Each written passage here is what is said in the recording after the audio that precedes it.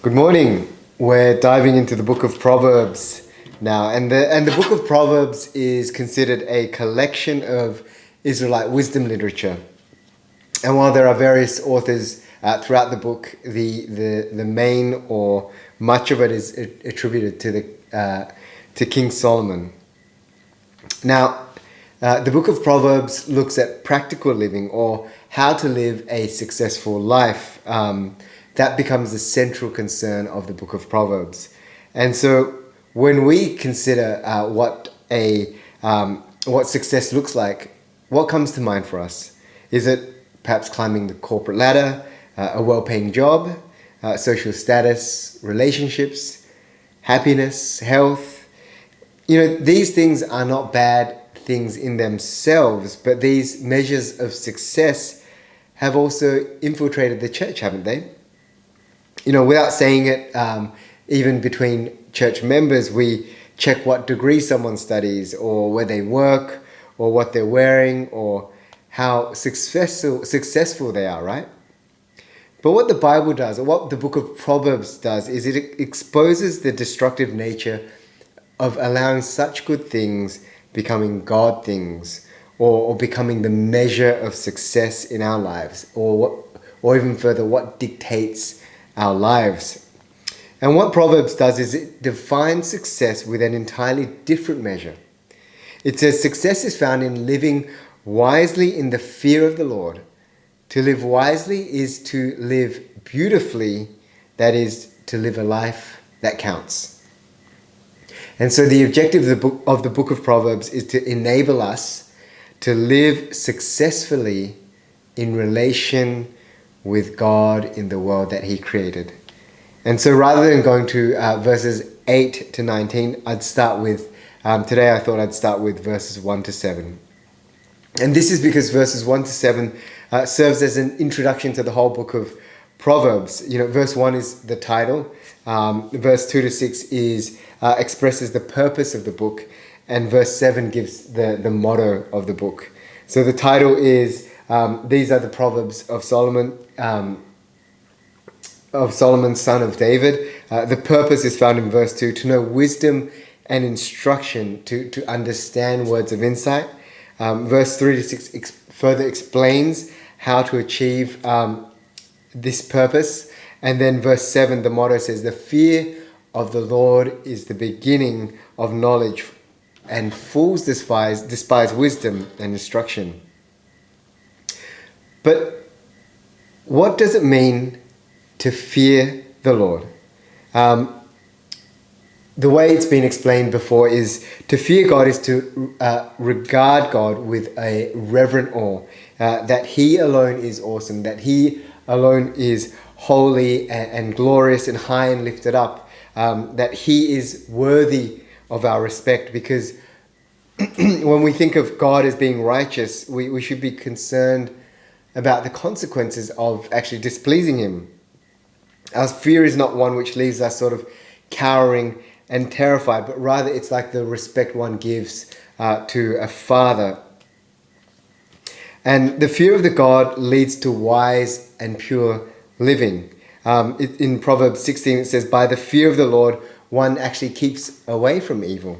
To fear God then is also to submit to Him. It means turning from what I define as success, but living by what He calls success. And then what Proverbs later on says is, do not be wise in your own eyes. Fear the Lord and turn away from evil. And so what the Bible does is, Proverbs does, it also acknowledges that we are not autonomous beings in that aspect. We have an aspect of free will, but God can also define and decide what is good and right for us.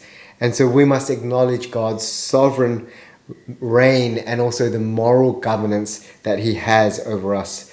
And so knowing that the scale of God's sovereignty, we should also be open to the fact that this God who is sovereign over the whole world and the universe, when He gives us instruction and when He gives us training, we should be very open to it, and also trust that His way is always best. And so to fear God is to know God. To know God is to have life. And when you fear God, you then no longer have the fear of men or what they perceive or tell you what success is. And so the fear of the Lord is not a beginning like the first stage of a rocket which is cast aside when it's served its purpose. Rather, the fear of the Lord is the beginning of wisdom in the same way in which you build a foundation of a house. And the opposite then of wisdom then is foolishness. And so fools actually despise the wisdom and instruction. They walk away from God. Proverbs says foolishness is not merely a mental defect, but rather folly is a moral deficiency which leads to all kinds of disasters and sins in one's life. Fools lack sense, and they lack sense to know that they lack sense. It goes even further. And what Proverbs says is fools are unteachable because they're proud, because they're wise in their own eyes, and they do not fear the Lord, and they don't turn to him. Rather, they turn away from him. And they reject God's wisdom, and they also hate the discipline that comes from him. And so what the result is, a fool ends up wasting their life, and there's the ultimate ruin. When we think of what ultimate ruin can look like, you can think of when Jesus describes a house built upon the rock, but the house built upon the sand, there was a great destruction, and the destruction of that house was large. And so when we consider what it is to live successfully, to live a life that is not wasted, that is beautiful and trusts in the creator of your life and the world, we must now reconsider what our mind has attuned itself to as what success is. And so that comes back to the first sort of questions. What do you seek in life? What is your measure of success? Because we're so hardwired to be drawn to what the world considers success.